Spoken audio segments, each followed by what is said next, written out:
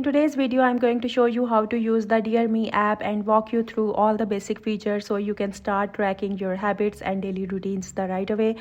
First, head over to the App Store or Google Play Store and download the Dear Me app.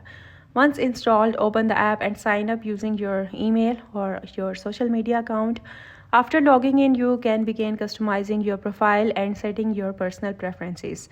To create a new habit or routine, tap on the Add Habit or Add Routine button.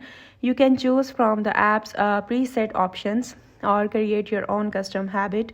Just set the name, frequency, time, reminders, and this helps you stay organized and keep all your daily goals in one place. So, as you complete each task, simply mark it as done. The app will show you visuals, stats, and charts that track your consistency over time so you can clearly see your progress and stay motivated. If you need to adjust or delete a habit, you can easily do that at any time. Don't forget to check out the app additional tools like motivational tips, a personalized notification, self-care features. These can help you stay focused and improve your routine even more. If you want a complete walkthrough, try screen recording your phone while exploring the app. It will help you understand every feature in real time. And that's how you can use the Dear Me app. I hope you like the video. That's it for today. Thank you for watching.